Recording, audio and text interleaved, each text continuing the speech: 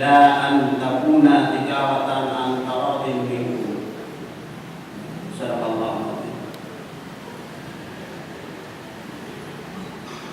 Para jemaah yang dirahmati Allah, pertama sekali marilah kita memuja dan memuji Allah Subhanahu wa taala, beribadah kepadanya,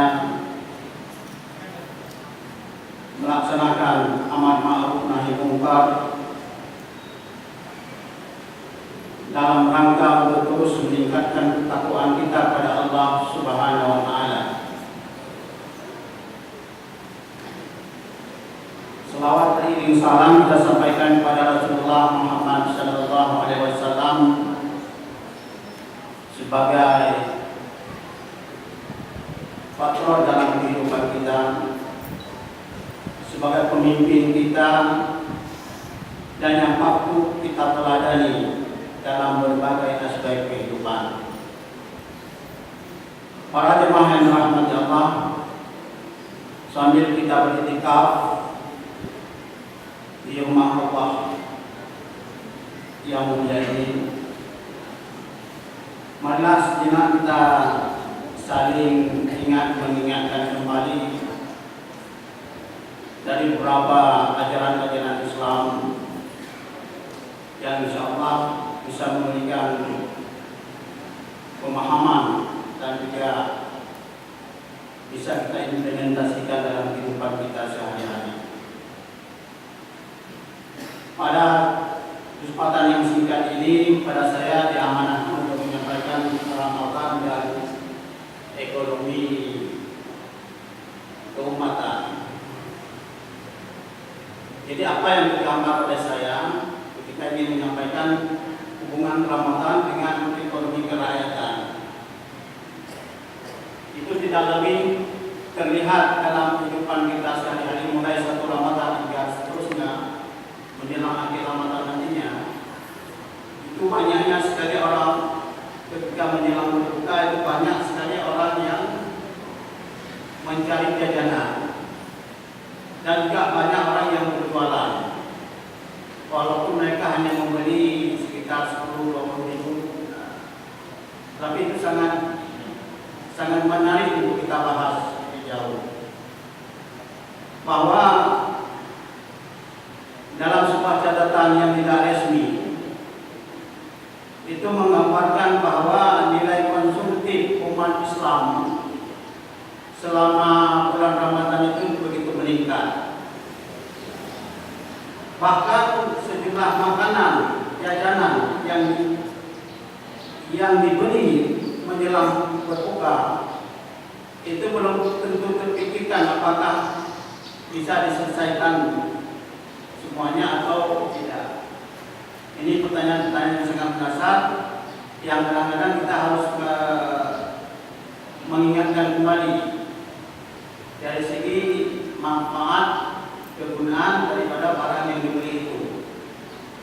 Oleh karena itu, para jamaah yang dirahmati Allah, saya tidak membahas terlalu luas, cuma ingin melihat gaya hidup dan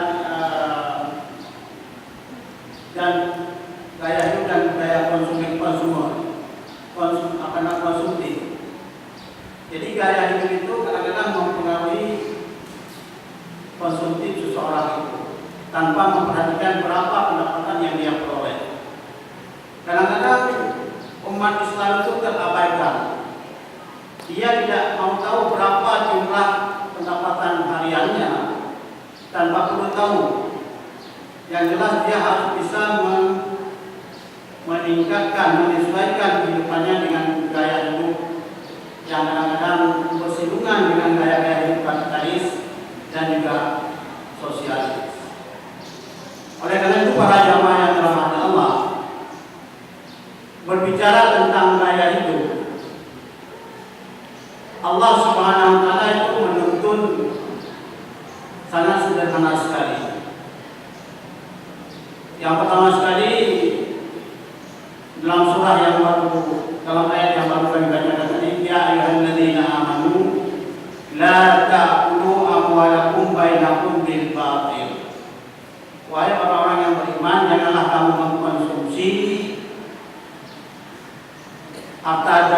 keadaanmu ya, dengan secara batil, secara tidak sah, ya, secara tidak sah, batil.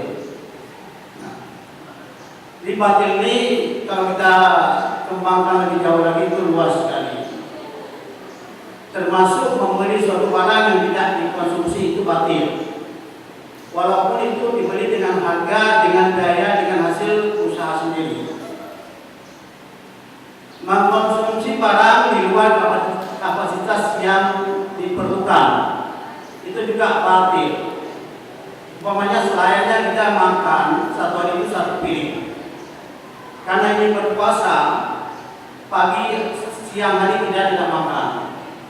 Lalu menjelang malam hari kita gandakan menjadi 2 piring. Pertanyaannya, apakah kemampuan tubuh kita bisa menerima daripada 2 piring itu? Nah, kalau itu memudaratkan kita juga itu batil. Jadi banyak sekali cara-cara batil yang ini harus diwaspadai. Nah, para jamaah yang dirahmati Allah, selanjutnya Allah juga menegaskan kepada kita, wala tamshi fil ardi maraha. Janganlah kamu berlengang-lenggok di atas permukaan bumi ini, berjalan ya dengan keangkuhan, dengan kesombongan. Nah, ini juga bisa kita tafsirkan dengan budaya konsumsi yang berlebihan, berpenampilan, berpakaian yang tidak senonoh, yang tidak sesuai dengan kapasitas ukuran badan, dan juga tidak sesuai dengan kapasitas keuangan. Ini juga akan berdampak kepada sesuatu yang tidak dianjurkan oleh Allah Subhanahu wa taala. Dan ini harus kita yakinkan bahwasanya budaya-budaya semacam ini sedang menghantui umat Islam. Terlepas daripada dia mengikut tren, tapi ini sudah menghantui dan tidak berdasarkan pada etika-etika konsumtif dalam Islam. Oleh karena itu para jamaah yang dirahmati Allah, sebelum kita melihat bagaimana konsekuensi Islam dalam hal berkonsumtif, mengkonsumsi, kita juga diingatkan oleh ketua-ketua daerah kita, yaitu ketika kita hendak berjalan, jalanlah, melangkahlah sesuai dengan tapak kita. Tajak ubi dot tapak, tangu ubi melaku dulu, tapak dia melaku harta. Nah, ini patut sekali kita camkan bahwasanya dalam pepatah itu memberi sebuah nilai yang sangat bermakna bagi kita ketika kita ingin mengkonsumsi sesuatu barang. Para jamaah yang dirahmati Allah, nilai-nilai konsumtif dalam Islam itu kadang-kadang terjebak dengan pemahaman ekonomi kapitalis dan juga sosialis. Dalam ekonomi kapitalis itu kepemilikan ada pada si pemilik modal, kaum kapital. Orang yang mempunyai modal dia bisa menguasai. Nah, jadi kebebasan dalam mengkonsumsi itu ada pada pemahaman ekonomi kapitalis. Sementara pada ekonomi sosialis, kekuasaan untuk terhadap sumber kekayaan itu ada pada negara, pada penguasa. Jadi rakyat hanya diberikan haknya saja sesuai tingkat kesejahteraan minimal. Dia tidak boleh mengumpulkan harta lebih banyak daripada kebutuhan dasar yang dia perlukan. Oleh karena itu dalam sistem ekonomi sosialis tidak dikenal adanya kekayaan individu. Kekayaan mutlak itu ada di tangan penguasa, negara, bukan negara. Oleh karena itu negara berhak bertanggung jawab atas kesejahteraan rakyatnya. Untuk kesejahteraan rakyat di tanggungan negara. Jadi jangan coba-coba kalau kita hidup di negara sosialis untuk memperkaya diri kita sendiri. Tidak, itu akan dirampas oleh negara. Ataupun negara akan mengenakan propaganda terhadap kepemilikan harta kekayaan yang melebihi daripada nilai-nilai konsumtif yang lumrah. Alhamdulillah, dalam Islam tidak seperti itu. Dalam Islam sangat merespon kebebasan individu untuk mengumpul harta kekayaan.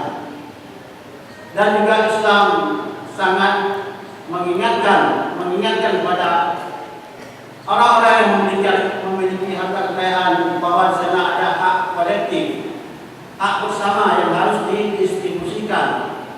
Karena itu para jamaah yang dirahmati Allah. Lalu pertanyaan selanjutnya adalah, di mana kita bisa kembangkan ajaran Islam, sistem ekonomi Islam? Apakah di negara Indonesia? Apakah di sebelah negara-negara Eropa? Atau di mana? Nah, berbicara tentang tegaknya sistem ekonomi Islam, berjalan atau tidaknya, ini sangat diatur oleh siasat sebuah negara, sistem politik, sistem pentadbiran sebuah negara. Nah, oleh karena itu para jemaah, oleh karena itu janganlah heran kenapa di tempat kita di sekolah-sekolah umum itu ada prodi ataupun ada fakultas ekonomi Islam, ada prodi perbankan syariah. Tidak heran, mereka itu hanya mempelajarinya sebagai ilmu pengetahuan saja. Ilmu pengetahuan tidak ada masalah kita belajar di sini. Ilmu pengetahuan, ilmu ekonomis, ilmu kapitalis, ekonomi kapitalis dan sosialis tidak salahnya kita pelajari di dalam masjid kita ini. Nah, tidak salah sebagai ilmu. Nah, semua orang harus bisa harus menguasai, mengetahui dan memahami ilmu. Lalu kalau kita ingin mempraktekkan ilmu itu di mana sebenarnya? Nah, itu jangan coba-coba kita ingin mempraktekkan sembarangan. Nah, kecuali dalam wilayah rumah tangga kita, kalau kita punya otoritas sebagai kepala keluarga yang komit dengan ajaran Islam, silakan. Tapi kalau dalam negara tidak, belum tentu bisa kita laksanakan. Oleh karena itu, sinergisitas antara ilmu ekonomi dengan sistem ekonomi itu penting. Seorang yang pakar ekonomi Islam, dia hanya sekedar menjadi ilmuwan saja, dan dia bisa mengkritik ada praktek-praktek ekonomi yang tidak Islami. Bisa saja dia berkritik. Oleh karena itu para jamaah yang dirahmati Allah, untuk bisa jalannya ajaran ekonomi syariah secara konsisten, kita harus berada dalam sistem ekonomi. Sistem ekonomi yang pegang tangan negara, kekuasaan, powernya adalah pada negara itu sendiri. Apakah negara kita Indonesia ini menjalankan sistem ekonomi Islam? Tidak. Tapi ada ruang gerak. Di dalam negara kita ini ada ruang gerak untuk bisa kita kembangkan ekonomi syariah. Contohnya sekarang yang sudah mulai perbankan syariah, zakat, wakaf, manajemen zakat dan wakaf juga itu. Nah, itu ada ruang-ruang yang memang bisa dikembangkan untuk pengembangan sistem ekonomi Islam itu sendiri. Oleh karenanya para jamaah yang dirahmati Allah, ada satu tanggung jawab beban yang harus kita emban. Kita lembaga pendidikan yang pertama sekali memberikan pemahaman kepada generasi-generasi kita, kepada anak-anak kita tentang sejumlah ajaran-ajaran Islam. Tidak hanya terkait masalah ekonomi, masalah politik juga ya, masalah sosial kemasyarakatan juga demikian, masalah sains dan teknologi juga harus kita kaitkan dengan Islamnya sebagai ilmu pengetahuan. Mengenai kapan itu bisa dia praktekkan ketika dia bersinergi dengan sistem pemerintahan, dengan kekuasaan.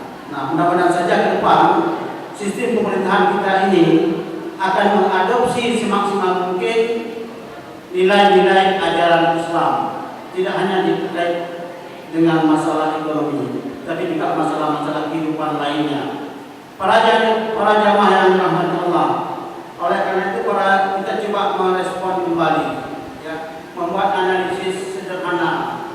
Selama kita bulan Ramadan ini, orang mengatakan bahwa pengeluaran umat Islam itu tinggi sekali. Nilai konsumtif sebenarnya tidak begitu tinggi.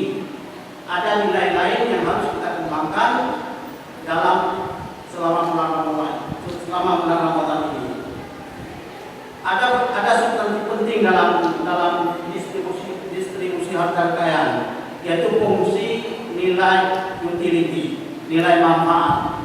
Jadi umat Islam itu dalam mengkonsumsi sejumlah makanan, pakaian, kemudian juga alat-alat transportasi yang dalam kategori konsumsi itu harus melihat kembali fungsi utility-nya, daya manfaatnya. Contoh, ketika kita memakai pakaian, yang pakaian ini sudah lama, katakanlah sudah lama, seharusnya kita harus menggantikannya. Tapi ada satu pertanyaan yang kita pertanyakan, pakaian lama ini masih layak kita pakai atau tidak? Masih layak.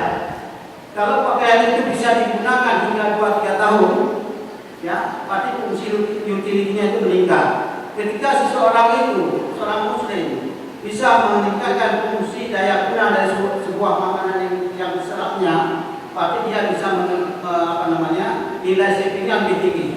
Nah, ini pada hari ini kita ketahui bahwasanya nilai saving umat Islam itu rendah sekali umat Islam. Setiap orang mengeluh, nggak cukup ini, gaji saya nggak cukup hari ini, ditambah lagi ke depan juga tidak cukup. Nah, dia tidak memahami fungsi utilities, fungsi daya guna dari barang yang dia konsumsikan. Contohnya ingin memakai mobil yang sudah cukup layak, tapi dia teringat ada mobil lain yang lebih baru. Nah, ketika dia ingin mengganti mobil yang lain, pasti kosnya lebih tinggi. Nah, lalu ketika kosnya lebih tinggi, nilai savingnya tidak ada.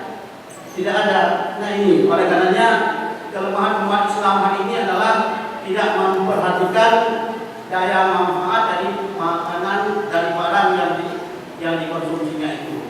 Dia terlalu tergiur dengan model, ya, dengan stylenya yang terlalu ikut model. Nah, ini juga salah satu budaya marketing untuk mempengaruhi konsumen.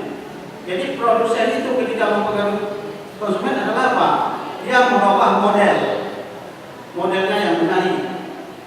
Fungsinya sama juga.